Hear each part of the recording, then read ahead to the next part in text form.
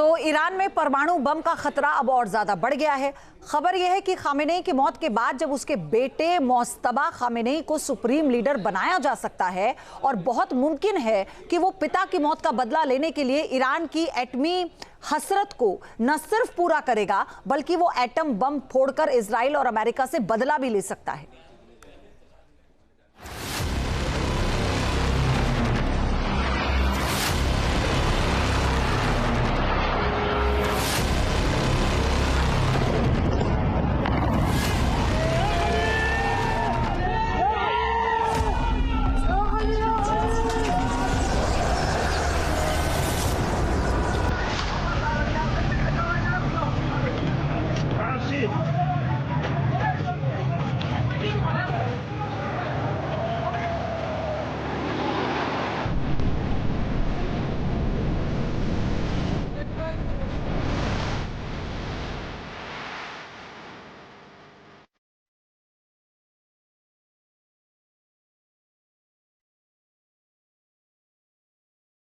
पिता की मौत से दहला, बेटा लेगा एटम बम से बदला।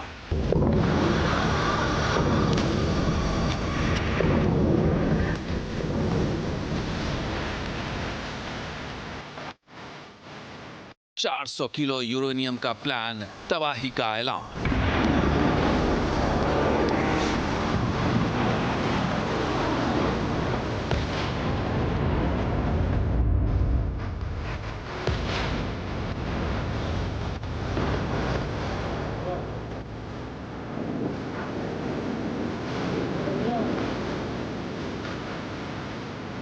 ईरान दुश्मनों को हराएगा, एक नहीं 10 एटम बम गिराएगा।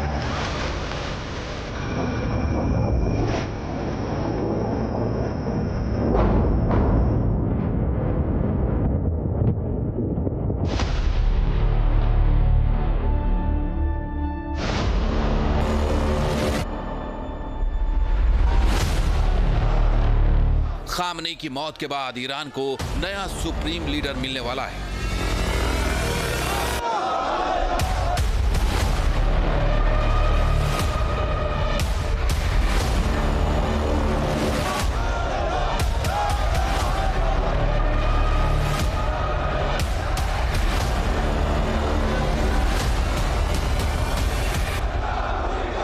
बेटे मुस्तबा खामनेई के नाम पर मुहर लगना तय माना जा रहा है, बस ऐलान होना बाकी है। और अगर जूनियर खामेनेई ने सुप्रीम लीडर की कमान संभाल ली तो इजराइल और अमेरिका समेत खाड़ी देशों के लिए बहुत बड़ा संकट मंडराने के आसार हैं।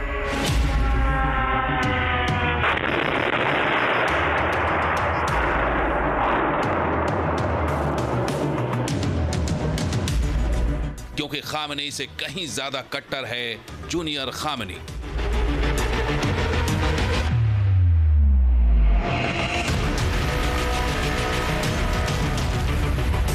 जो पिता की मौत का बदला लेने के लिए अपनी एटमी सनक को न सिर्फ पूरा करेगा बल्कि एटम बम फोड़कर इस युद्ध का अंत भी कर सकता है।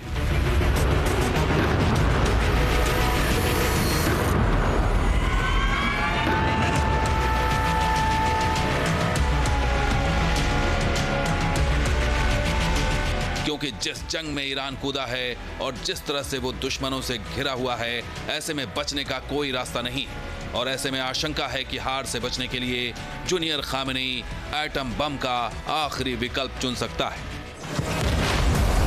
Oh my God. Oh my God. Oh my God. Yo. Oh. Oh my God. Oh my God. It actually hit right here. Oh my God.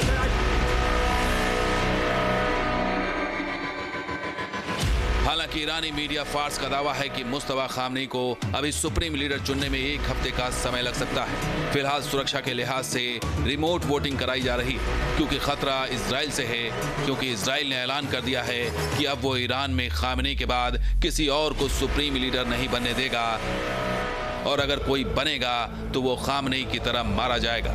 और इसका ट्रेलर इजराइल ने कोम में तब दिखाया जब उसने असेंबली ऑफ एक्सपर्ट्स बिल्डिंग को ही उड़ा दिया था।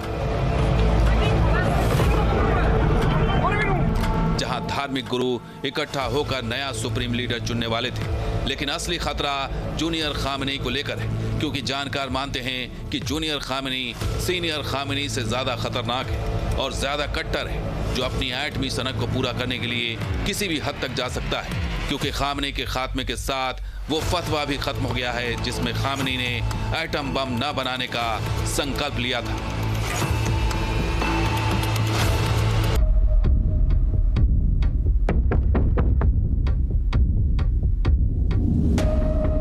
जूनियर खामेनी को भले ही 88 वरिष्ठ मौलवियों वाली असेंबली ऑफ एक्सपर्ट्स ने चुना हो, लेकिन जानकार बताते हैं कि असल में मुस्तफा खामेनी को रिवोल्यूशनरी गार्ड्स, कोर्प्स और बासिस फोर्स की सरपरस्ती हासिल थी। कट्टर छवि वाले जूनियर खामेनी के पास पिता जैसा धार्मिक दर्जा तो नहीं, लेकिन IRGC के दम पर वो ईरान के अधूरे परमाणु संकल्प को पूरा करने के लिए आगे बढ़ सकता है, और यही इजराइल और अमेरिका और पूरे मिडिल ईस्ट के लिए चिंता का सबब बन गया है।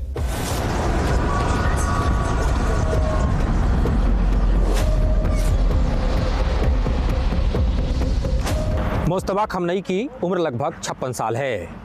वे मिड रैंक के एक धार्मिक नेता हैं, लेकिन सियासी पर्दे के पीछे वे लगातार सक्रिय रहे हैं। सबसे बड़ी बात कि रिवोल्यूशनरी गार्ड और बसीज फोर्स के साथ उनके गहरे रिश्ते हैं।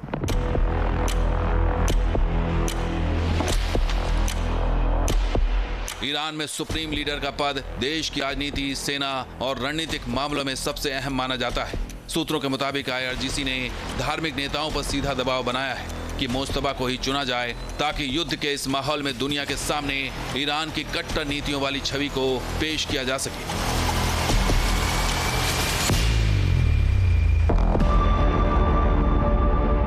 जूनियर खामेनी को उत्तराधिकारी बनाए जाने की खबर से जहां ईरान की कट्टरपंथी जमात इसे अपनी जीत बता रही है, तो वहीं ईरान की सत्ता में वंशवादी परंपरा के खिलाफ असंतोष भी उभर सकते हैं। मुस्तफा खामेनी को ईरान का सुप्रीम लीडर चुना जाना लगभग तय माना जा रहा है, लेकिन इस चुनाव को विवादास्पद भी माना जा रहा है, क्योंकि 1979 की जो इस्लामिक क्रांति हुई थी उसके मूल में था राजशाही को खत्म करना, और इस्लाम के सिद्धांत के मुताबिक पुत्र पिता का उत्तराधिकारी नहीं हो सकता। और ऐसे में खामेनी का ये चुनाव विवादों में घिर गया है, और इसको लेकर कई तरह के विरोधाभासी बयान भी सामने आ रहे हैं। ईरान में फिलहाल तैयारी हो रही है खामेनी के अंतिम संस्कार यानी जनाजे की, लेकिन युद्ध काल में ऐसा करना ईरान के लिए एक बड़ी चुनौती है, क्योंकि लाखों की भीड़ पर खतरा मंडरा सकता है।